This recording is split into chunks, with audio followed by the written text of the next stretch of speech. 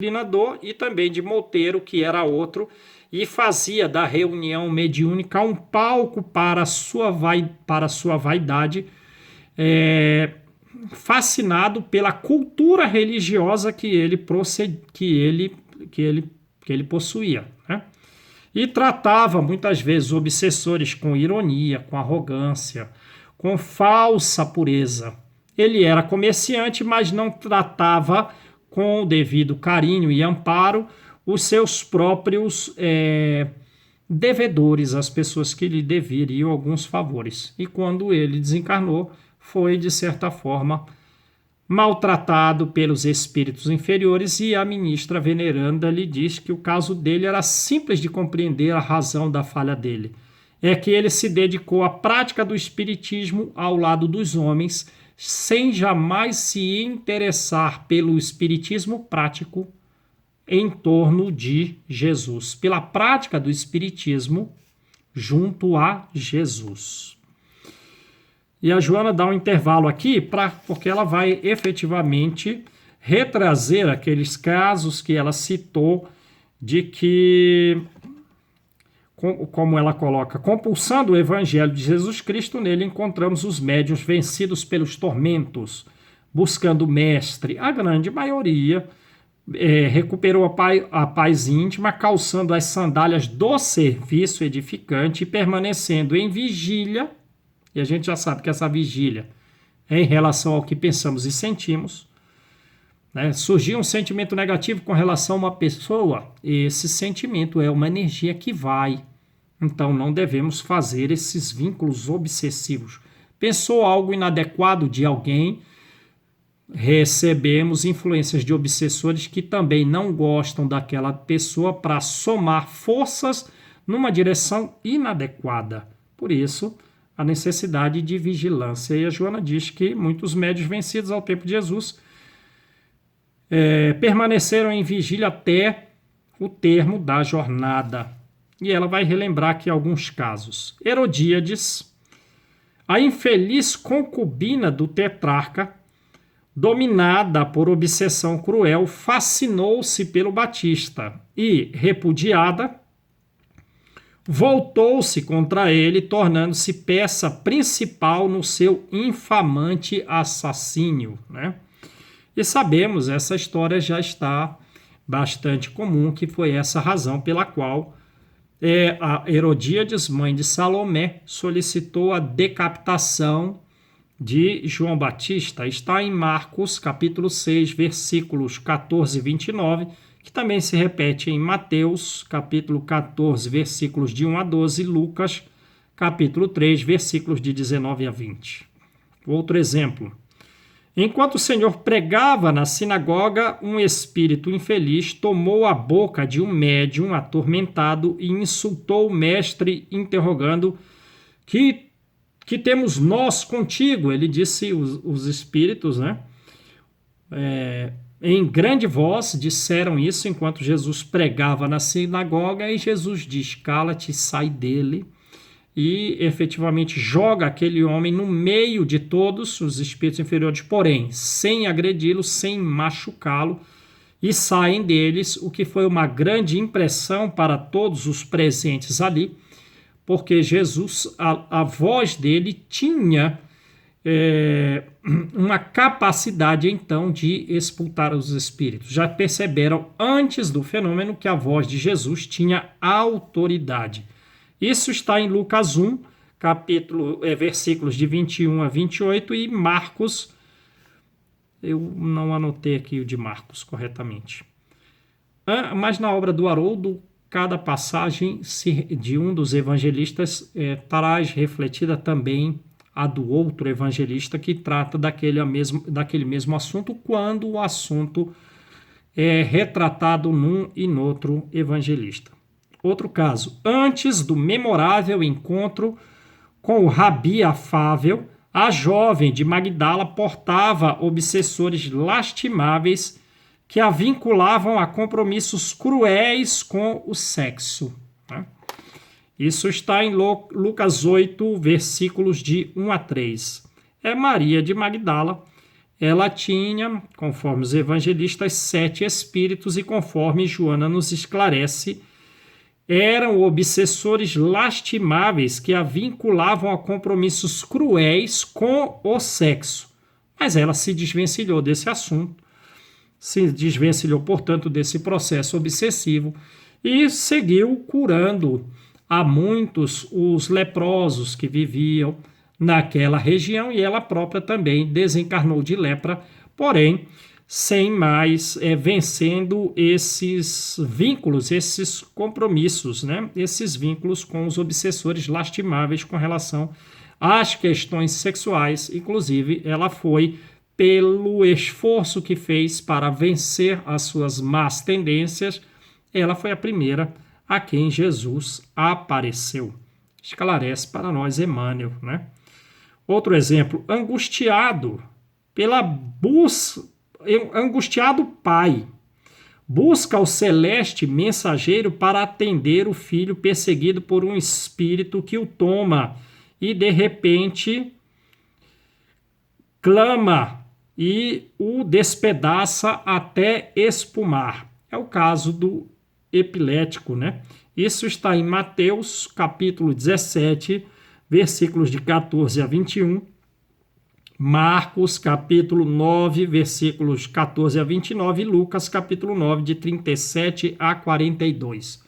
Sobre a epilepsia, como era o caso desse jovem rapaz, eu tenho um tio por parte de pai que tinha ataque epilético, e o caso desse tio paterno se assemelhava ao caso retratado aqui na passagem bíblica, porque efetivamente o meu tio morreu afogado, né? Então vejam que doença é essa, um tanto inteligente, que faz com que a pessoa tenha as crises de epilepsia quando ele está numa situação de perigo iminente, numa situação de altura, na água, no fogo, como era retratado aqui, né? Marcos e Lucas, mais Marcos do que Lucas, é o que retratam mais os sintomas da doença, ambos mais do que Mateus, né?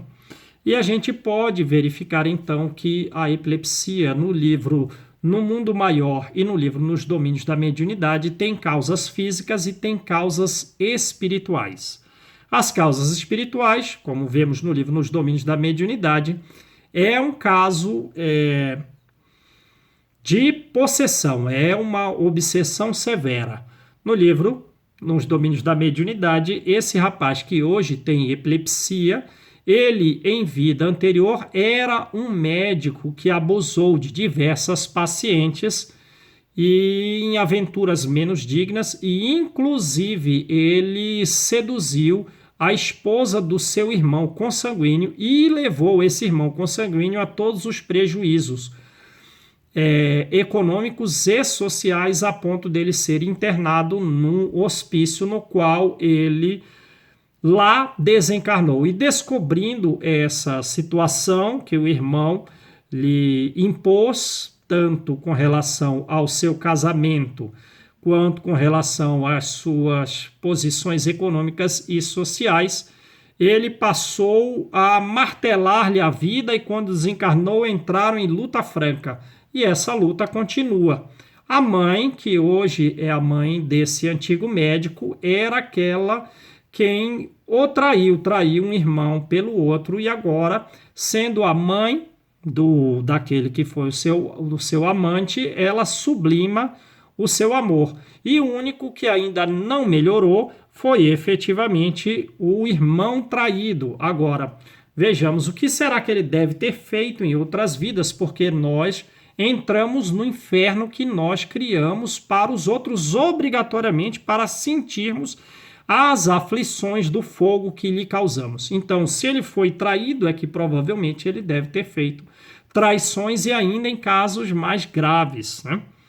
E então, porém, ele prossegue ainda como o único que ainda não se recuperou, sem a capacidade de perdoar, vampirizando o irmão, sugando-lhe as energias, ainda no processo de epilepsia. Porém, os casos de epilepsia estão bem mais espaçados. A reencarnação foi uma bênção para esse médico, esse antigo médico que hoje sofre de epilepsia, porque ele, efetivamente, quando desencarnou, eles estavam em constante luta fratricida, e agora ele está com as crises mais espaçadas. E depois desse espaçamento das crises, quando ele começa a procurar uma casa espírita, o conhecimento do espiritismo que ele possa receber também vai, pelo grau de imantação, causar imediata melhora nesse irmão,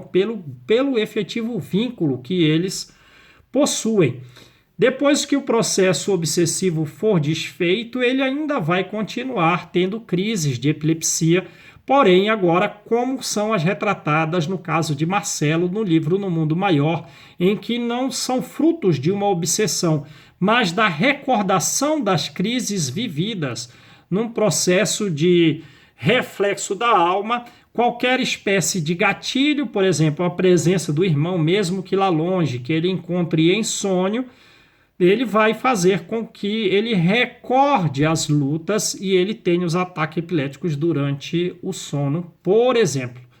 E, naturalmente, essa frequência de ataques epiléticos durante o sono pode causar, se já não é o caso de obsessão, que já é caso mais leve, que é o caso da epilepsia secundária e não mais a tônico-clônica de epilepsia essencial.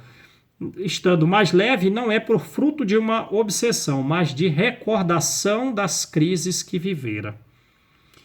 Então, e também tem a epilepsia por causas físicas, né? E a medicina, provavelmente, atualmente, com esses estudos espíritas, está se vinculando a verificar que efetivamente é uma doença mais da alma do que do físico em alguns casos. Consegue aqui Judas, embora a convivência com Jesus, embora a convivência constante com Jesus, guardando investidura medianímica, então ele estava investido.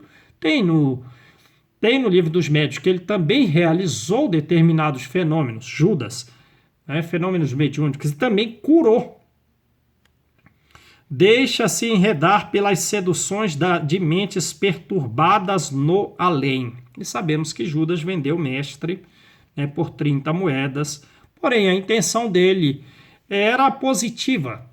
Ele não entregou Jesus, ele achou que Jesus reagiria a ponto de instalar o reino de Deus com mais pressa no mundo do que aquilo que ele estava interpretando como uma instalação tanto lenta do reino de Deus na terra.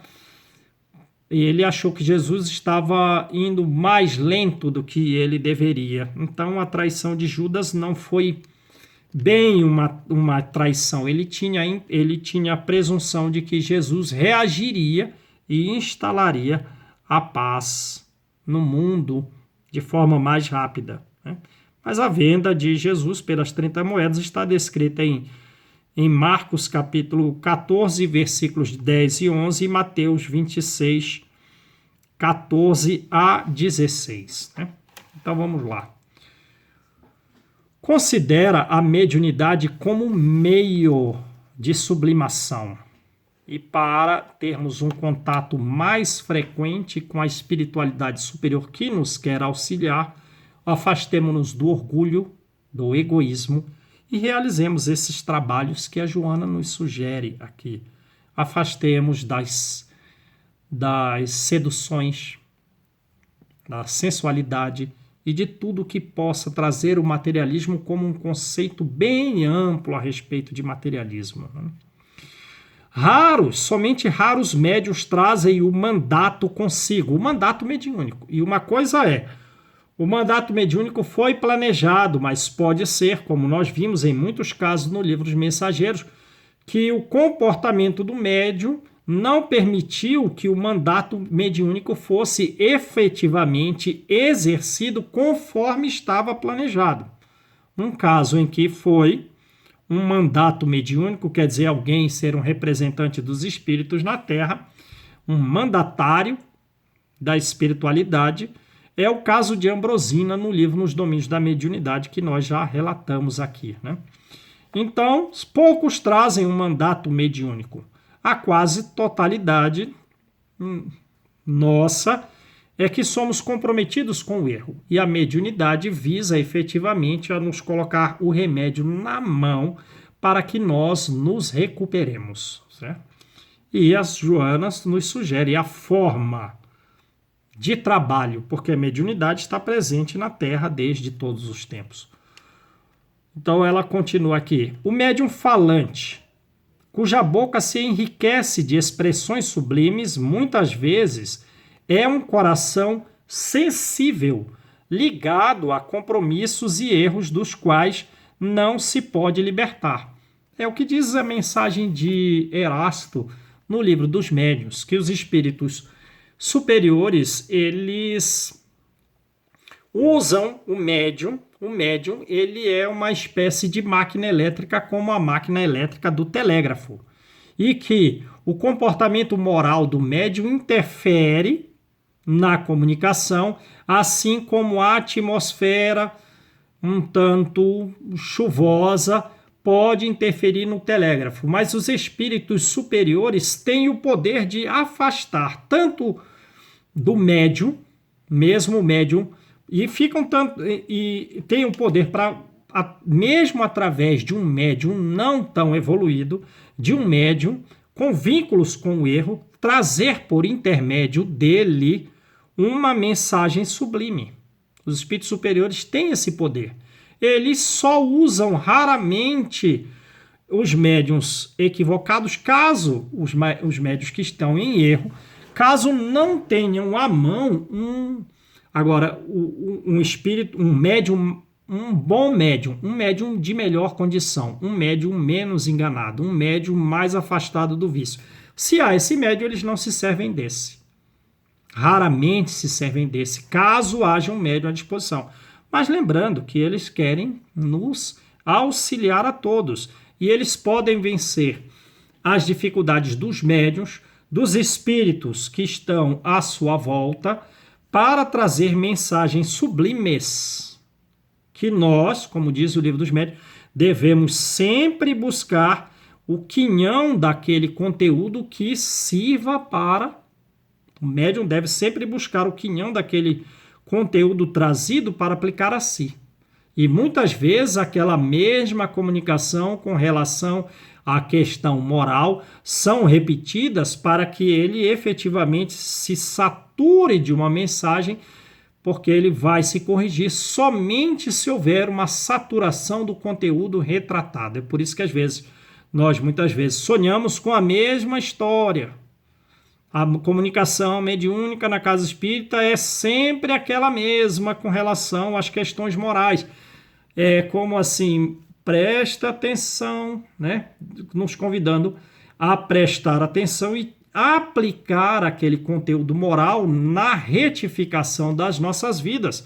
Porque eles mostram também quais serão as consequências futuras do desvio, de forma que o médium, antes da sua queda, ele tem ali na sua própria mão quais serão as consequências, quais serão a condenação caso persista naquele caminho. Então, ele tendo a ideia prévia de onde chegará é justamente para que ele evite cair. E os médiuns devem, como consta no livro dos médiuns, tomar sempre para si aqueles conteúdos, né?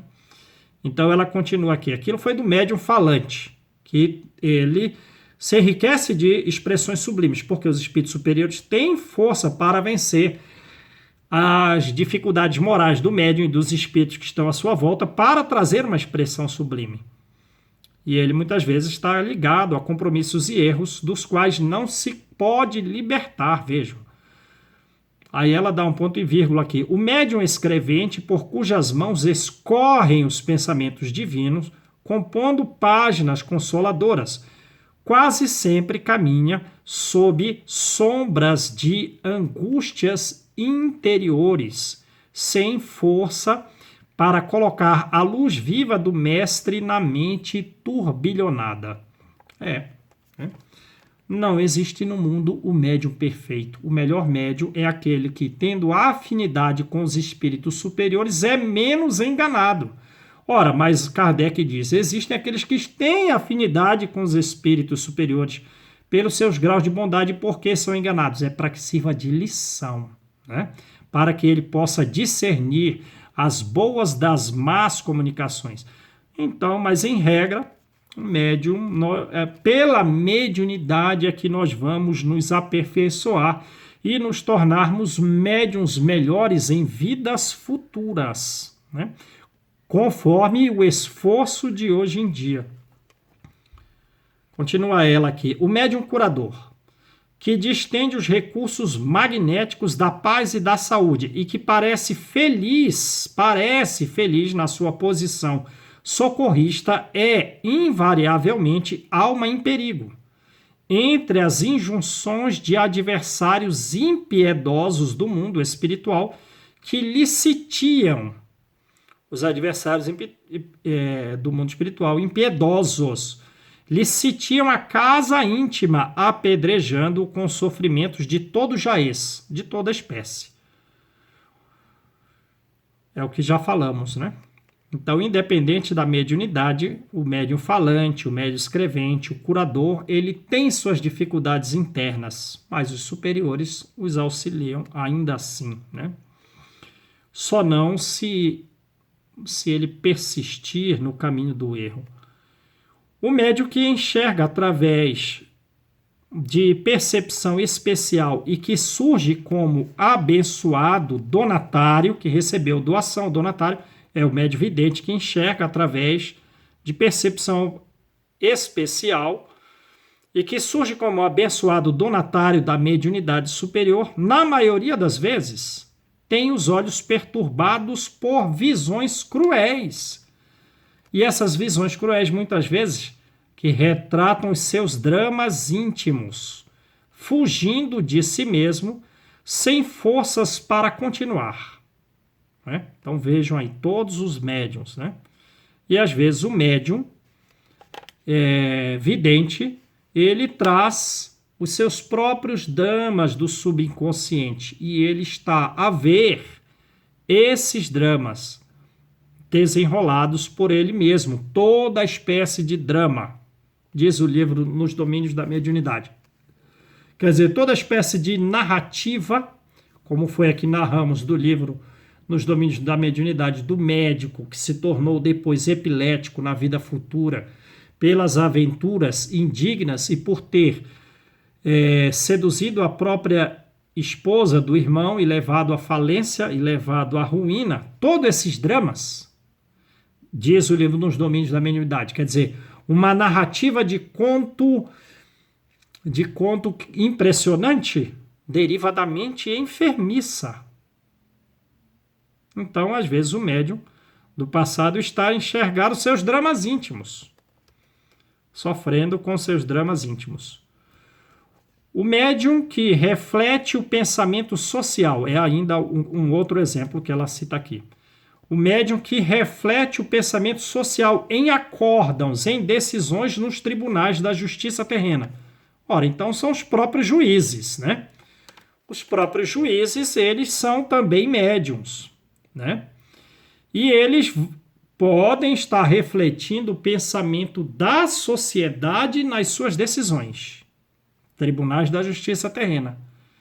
Ignorando a sua posição de medianeiro entre as forças do bem e o mundo dos homens. Ele pode ser, esse juiz, pode ser um pobre obsidiado pelas mentes vigorosas e vingadoras da erraticidade inferior. E nós lembramos no livro Libertação, né? O pai da Margarida, ele é um juiz. E no caso se eu bem me lembro o nome de José, um dos filhos o filho do obsessor da Margarida, ele no local em que ele trabalhava houve um crime. E o juiz o condenou, sendo ele inocente, né? Em função, de certa forma, de satisfazer a interesses políticos que queriam que o efetivo assassino se mantivesse em liberdade. Então, esse magnetizador, esse obsessor da Margarida, não tinha raiva dela. Ele trabalhava para Gregório. Eu não estou recordando o nome dele agora. E ele não tinha raiva da Margarida, apesar dele a obsidiar, mas sim do pai de Margarida, porque ele tentou influenciar o juiz, o pai da Margarida, para que ele libertasse o filho. Mas o filho foi condenado, porque o juiz optou primeiramente pelos interesses políticos do mundo. É o que a Joana diz aqui. Só que depois, mais à frente, é feita uma reunião do espírito superior com o juiz, com o condenado e mais a filha do condenado, que passou a trabalhar na casa do juiz, porque o obsessor lhe dizia que ele iria se vingar. Então o juiz não sabia por quê, mas em função dessa vingança, ele ele pegou a filha e colocou na casa dele como empregada doméstica, de certa forma para aliviar a condenação injusta com relação àquele assunto terreno. Mas depois é feita uma reunião com os três no plano espiritual, o réu, o juiz e a jovem que trabalhava na casa do juiz, que era filha do acusado, do réu condenado, e que o juiz se comprometeu a rever o processo e também de cuidar da jovem, não como a empregada doméstica da casa, mas como se ela fosse a sua filha, porque inclusive ela iria casar com o seu filho. Então ele ia passar a pagar uma escola de melhor qualidade. Então, e que na casa do juiz eram muitos os espíritos que estavam pedindo explicações e que ele ia ter uma enorme surpresa diante da sua desencarnação, pois no plano espiritual ele não iria ficar em bom lugar. E muitos espíritos estavam reclamando das suas condutas de juiz. E então é o que diz a Joana. O juiz não pode decidir, né? Ignorando a sua posição de medianeiro, juiz. Vamos voltar aqui, cadê? Vamos ver aqui. Ignorando a sua posição de medianeiro entre as forças do bem e o mundo dos homens, pode ser um pobre obsidiado pelas mentes vigorosas e vingadoras da erraticidade inferior.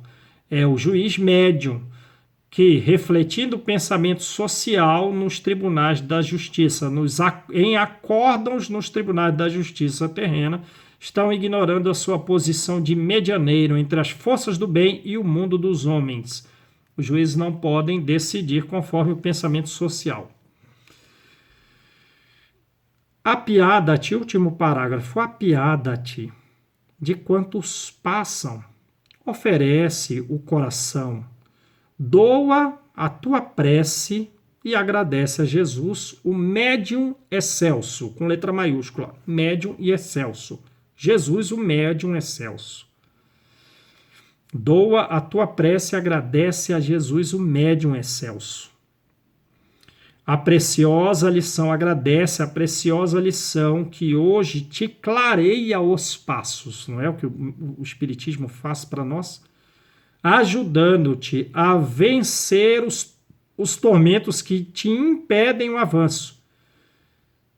Recordando que o bom pastor dá a sua vida pelas ovelhas. Que Jesus nos abençoe.